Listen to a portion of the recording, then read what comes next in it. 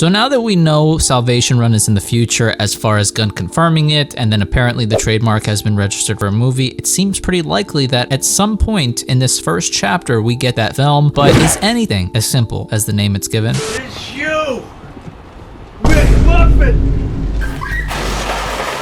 You know, ask Captain America Civil War or Infinity War for that matter. They're most likely going to take the premise and create something new and different. This is entirely new territory that the DCU is in. We don't know really how many movies and shows will belong to this Chapter 1 Gods and Monsters. It doesn't look like it'll be a one-to-one with Phase 1 of the MCU. It's a different time period, obviously, and we're doing different things because we have to. I think we're all clamoring for that same and eventual meetup movie, okay? When all the different corners of this universe get brought together, that DCU Justice League movie, and I think I know how we'll get it. Now, I just want to clarify that this idea is not new, okay? I didn't think it up. Gunn has spoken to it before, and so many other people are saying the exact same thing, and a lot of it is because of an image that came out recently of a cap for production on Lantern. Season 1, mind you. I don't believe I can show it, but give it a quick Google search, players, and it'll pop up for you. That means if it's a good enough show, you know, which it probably will be, there will be more seasons. Being a Green Lantern fan is seriously like starving for years just for Thanksgiving to be around the corner, a week away. Except when you actually get to Thanksgiving, you eat anything other than bland ass turkey, okay? Don't listen to Big Turkey this year, players. Eat pizza, eat wings. Instead, turkey sucks ass. 2025 proof. But Green Lanterns deserve this type of treatment because there is entirely too much going on in that corner of the DC universe to just be covered over the course of a trilogy. A show is really perfect for them, especially if we ever get to the War of Lights or Blackest Night or Brightest Day. But this hat has this spiral in the middle of it inside the lantern, which if it's on a hat like that, it would seem it will be a big part of the show. And people are saying that this is the DCU Center, which for those of you who don't know is the main antagonist from the 2004 book called The New Frontier. Written by, drawn by, directed by, chefed up by, produced by Darwin Cook. If that name seems unfamiliar or even familiar, that's because, well, if you're a real OG, you grew up watching Batman Beyond, Superman the Animated Series, or Justice League Unlimited. This man was an architect of your childhood. They even made a movie about it back in 2008, which is free with ads on YouTube if y'all want to watch it. It obviously is tweaked from what the actual story is, so I'd always highly recommend reading the actual book. Admittedly, I had no idea any of this existed, like this story and this movie. This book was from 2004, and the movie was a straight-to-DVD release, and it was apparently the second DCWB animated movie of all time. And it was back in 2008 that it released. And I'm in the comic book trenches, and I didn't know about this, okay? And it's so damn good that it's pissing me off that I didn't know about it sooner. But Cook worked on all of that, and you can tell by his art style, which was giving me crazy Bruce Timm vibes, but that's because of his work on those projects. And this book is gorgeous from top to bottom, inside and out, and I feel it's where we're headed. New Frontier is a 6-issue series, and each issue is nearly 70 pages long. You know, it's a triple C thick stuffed crust bitch with the cheese pull apart. It's a mini series with over like 17 chapters, one being literally called Gods and Monsters. It's about a transition from the Golden Age to the Silver Age of heroes, and it does lead to a very organic and very earned forming of the Justice League as they stop the Center, this primordial cosmic entity that landed on Earth very long ago, disguised itself as a dinosaur island who could literally like spawn dinosaurs, and has tried its best to hide itself from humanity, but must reveal itself for one last quick bite before it takes off into the cosmos for a much needed vacation. It has the ability to cause delusion and make people act irrational, so the belief is that this will be where some of the true detective aspects will come from in the show. Although I posited long ago in this incredible Lantern video that you should totally watch that Parallax would essentially be the King in Yellow, using Sinestro as his conduit on Earth, and I still think Parallax will play a role somehow. The Center is technically like a glowing yellow rock, and so because of the yellow impurity, at least at this point in the story, Hal can't really do too much about it or attack it so easily, and that's where everyone's talents come in for the most part. The Trinity is in the book. I don't believe Batman was really a part of the final battle. Superman is even pretty involved, but if anything, it's very much a Hal Jordan story. Like, he is kind of like the through line throughout it. Some could call it a Martian Manhunter one as well, but I think that's how Lanterns get involved in the overarching DCU story, a huge hidden cosmic entity is warping the minds of individuals, sending people into hysteria, feeding off our negative emotions, essentially our fear, with these cults as, you know, the conduits of this evil energy that is causing all this. And the heroes fighting back against a physical, mental, spiritual threat like that and forming the Justice League would be perfect in my opinion. It's a crazy ass world we're living in, okay? Things are constantly in flux. It feels hard just to get your footing sometimes, to go forward, to try to move forward. Nobody really has the answers for it, but New Frontier